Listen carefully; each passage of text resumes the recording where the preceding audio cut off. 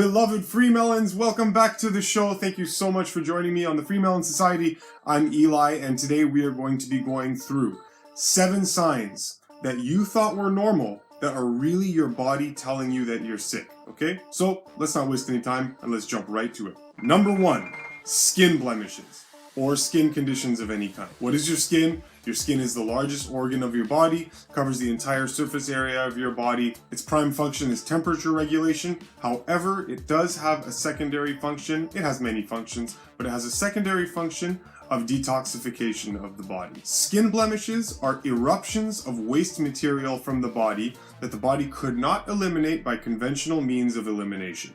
When the body's waste disposal mechanisms are overloaded because of what you have done to yourself in diet and or behavior, lack of sleep, enervation, whatever it is, anything that impairs digestion and proper elimination of wastes, what happens is that the body can delegate the skin to assist in the detoxification process. The more waste that builds up in the body, the more waste that can be seen coming out of the skin. So if your diet sucks, you have fast food every once in a while, you eat chips, you drink pop, you drink coffee, you eat chocolate, you have no idea how to combine foods in a proper meal. All of these ways that waste builds up in the system can express itself and make itself known via the condition of the skin. Understand? So what you have to take away from this is that when you see a pimple, right, even if it's just one pimple or 2 or a couple or a little bit of redness or a little bit of discoloration or whatever it is, instead of just saying, oh, well, you know, it's just normal, it'll go away, we have to be more sensitive to the signs that our body is giving us when something is wrong. It's called being responsible for yourself. As we've talked about in other lectures, cause and effect is a universal principle. There's no reason why a pimple would show up if there was no waste internally that couldn't get eliminated otherwise, right? Now, because of this link between the skin and the internal condition of the body, it can be said that the skin is like the mirror reflection of the internal environment. That being said, it's no wonder that big cosmetic companies will do everything in their power to rob you of your hard-earned money to get you to feign, fake, or pretend at proper health by devising absurd and obscene ways at getting your health to merely have the semblance of proper harmony. A simple analogy, you always smell badly because you do your laundry every day, but you never actually take showers, right? That's exactly what it would be like by trying to put skin cream on yourself, but never flushing and cleaning the internal environment, okay? It's absolutely useless. Only pure natural eating and pure natural living will clean the insides and clear up the skin, okay?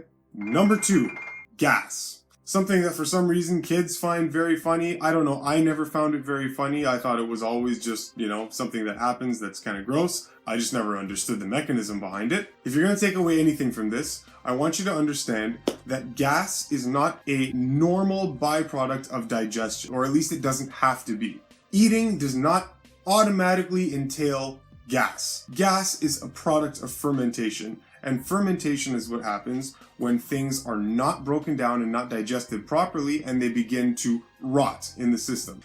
There is a difference between that process of fermentation and digestion. They are 2 different things, right? Proper digestion means good absorption. Fermentation means bad digestion, right?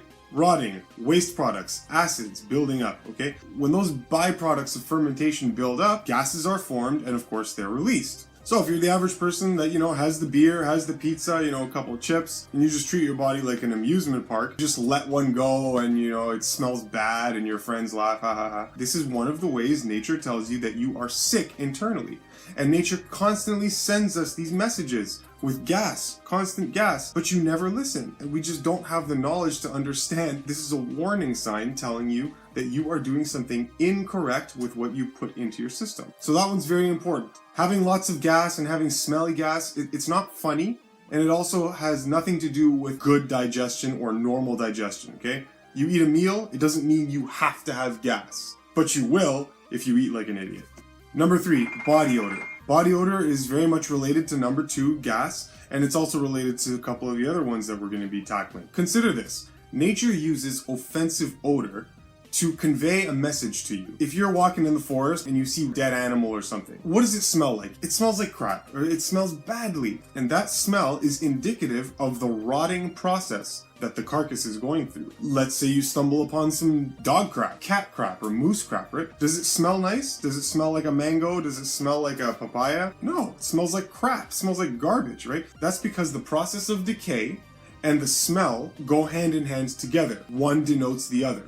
Understand? So what does that mean when you have body odor? It means that internally there is rotting going on, there is putrefaction going on, or fermentation going on, and it is coming out of your body. So how many times have you been in the gym change room and people around you just smell awful? They smell terrible.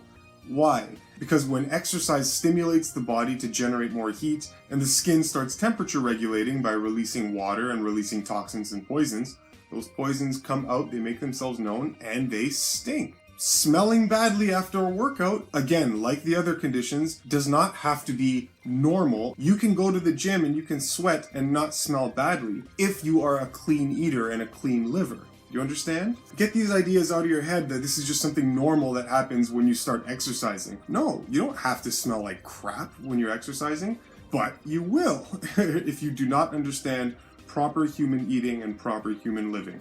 Now, once again, big companies are going to seize upon this opportunity. They'll sell you all kinds of crap that you put on your skin that not only do not solve the problem, but make it worse because your skin absorbs what you put on it. So now you rub this deodorant garbage on your armpits, right? You absorb the toxins and the poisons, and you just keep smelling badly so that you have to keep going back to the deodorant and putting it on, and it's a vicious cycle. Nothing gets regulated. Just remember, nature uses bad smelling odor to denote something that is in the stage of breakdown, okay, or decay. And if you understand that, then anytime you smell something bad, you'll know something's up inside. Number 4, toilet odor. Have you ever heard the expression, don't pretend like your doesn't stink? Well, if you live like the average human being, that would probably be a legitimate statement to make. However, if you understand the frugivorous nature, the fruit-eating nature of the human body, and you understand natural law and morality, you would be able to look someone in the eye when they say that and reply, actually, my doesn't stink. It's very likely that on a good diet, your bowel movements will either smell like A, nothing, or B, slightly good, or slightly indicative of the food that you've eaten. If your crap smells like crap, it's a sign that nature is giving you, again, that you did not recognize before, that you are eating in a manner that is causing putrefaction and fermentation and rot and decay inside of your gut. Your body has been giving you this warning sign ever since you were a kid, and not your parents, not your teachers. Nobody was there with any sufficient knowledge to tell you that that was an indication of ill health. Your crap should not stink, or at least it shouldn't be very offensive. I don't want to use personal examples because it makes me seem like I'm, me. It's not that, but I have to be honest with you. Most every time that I have bowel movements, there is either no odor whatsoever, or odor kind of smells fruity. That's the honest truth. Make of it what you will. But bad smelling crap, in the exact same way as the other items on this list, are your body telling you that you are doing something wrong with the way that you eat, the combinations of things that you eat, how you eat, when you eat. All of these things contribute to how your body is most efficiently able to break down food. Number 5, the common cold. During the infancy of medical theory, we came up with the germ theory, and we noticed that certain germs were present when people were sick, and then we just automatically drew the connection between germs and sickness, thinking that the presence of the germ equates to sickness automatically. That is not the case at all. Just because germs and yeasts and whatnot can be present in the sick person does not mean that the germs themselves are responsible for the illness or the common cold. You do not catch the common cold. A common cold is a condition that you bring upon yourself and then can get exacerbated by external conditions, whereby your body has simply had enough toxicity and says, screw it, I'm going into emergency detox mode, and you get the colds, where you try to expel all these poisons from your nose, or if you have bronchitis from your throat or whatever. There are 2 important things that I want to tell you about common colds that nobody has ever told you, so listen up. Number 1, the common cold is a warning sign of future disease if the current behaviors are not corrected immediately. I can't stress it enough. Cause and effect. Common colds do not afflict you if you do not have internal wastes building up. So when you do have a common cold, you have to stop associating the common cold with something that just happens to you. It doesn't happen to you. You are to blame. So if you get a common cold every once in a while, once every 2 months, 4 months, whatever, it means unequivocally that at some point down the road, you will, and this is my guarantee, you will have some sort of lifestyle disease or condition. That's number one that you have to take away from this, okay? Number two, you never actually recover from a common cold 100%.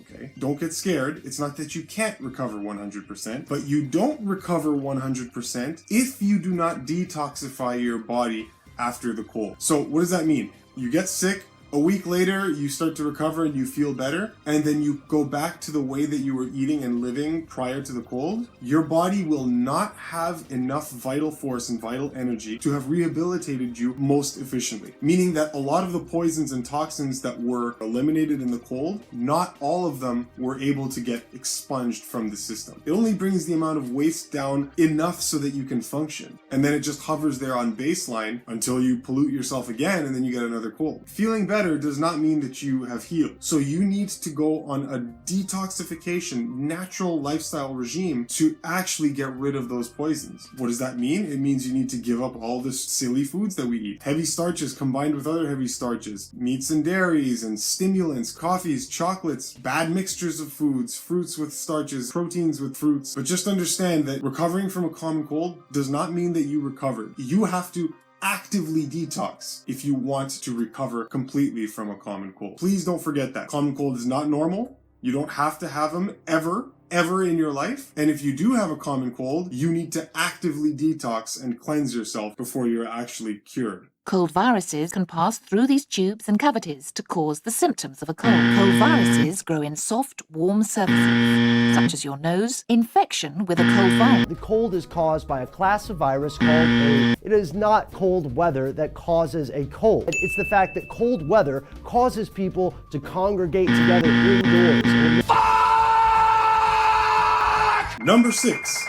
Addictions. I'm just gonna say it like it is. Human culture normalizes some addictions. I'm gonna zero in on the main culprit. Coffee drinking is so normal. Nobody sees it for the addiction that it is. We do it every day and we don't realize how sick we are because of this ridiculous coffee drinking routine. Stimulants habitually weaken the body every single time they are indulged in. When you notice that you are addicted to something in order to feel good, you have to know that you are sick. No, nobody's gonna tell you this. You are sick, not just addicted, sick. Now, why is it that I can confidently say that? Because if someone all of a sudden says, no more coffee for you, and you have to wake up the next day and there's no coffee, nothing, what's gonna happen to you? You feel like trash. Okay? Now, that enervated, horrible feeling that you have when you no longer have your stimulant, that state is the normal state of your body every single day, but you just didn't notice because you had this stimulant stimulating yourself into a state of normalcy. So you see, by virtue of what the stimulant does to your metabolism, it hides the fact that you are feeling like trash every single day. And it's only when you remove the stimulant that you notice how sick you really are, right? So that's the takeaway that I want you to get from normalized cultural addictions, is that the level of your sickness will reveal itself if you remove the stimulant. Right? And how you feel that day, that's how sick you were the entire time that you've been carrying on this addiction and you never knew it. The draining effect that these stimulants have on your body, it will make itself known at some point in your life. And again, you will be to blame because you didn't recognize the signs that your body gives you when it gives them to you. And honestly, I don't care what kind of articles we can pull up from these thousands of contemporary lifestyle blogs, magazines, or whatever. Oh, a little bit of coffee is good. A little bit, coffee has been shown to decrease blah, blah, blah, blah, blah, blah. I don't care. A stimulant is a stimulant, and all stimulants do the same thing to your body. They stimulate at the expense of vitality. There is no exception to this, okay? That is the nature of something that stimulates artificially. It doesn't matter if it's a natural thing. If it's a stimulant, don't do it. Easy.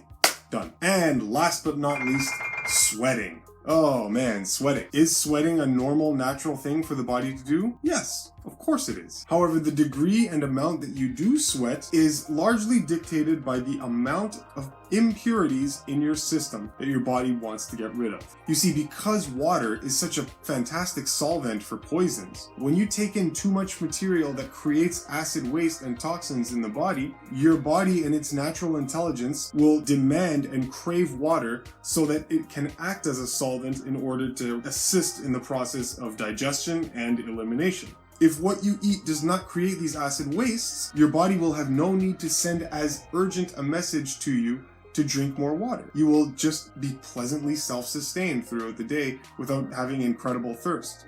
It also means that in that state, you will sweat less. So going out to exercise or going out for a walk or you just have less sweat coming out of your body because your body is at a more harmonious level. It doesn't need to go, hey, water. You ate salt, you idiot. Why did you pour pepper all over your meal? No, get water, give us water. Right? It's not going to do that. So takeaway message from this one, if you're one of those people that sweat very, very easily, or you think that your excessive sweating during exercise is healthy, it is healthy because if it didn't happen, you would just be toxin loaded. But the fact that you are sweating profusely is nature's indication that you are doing something wrong because it's trying to just flush out as much stuff as possible during the auspicious time of physical activity when your skin is temperature regulating. Okay? It's using that opportunity to get rid of so much crap that you're putting in yourself, and so you sweat more than the person who doesn't have that type of erroneous diet and lifestyle. They sweat less. Hopefully that makes sense to you. If it doesn't, well, rewind. Okay, thank you so much for listening, guys. If there's something that I missed or didn't explain properly, leave a comment down below and I'll do my best to answer your questions. And I will see you next time on the FreeMelon Society.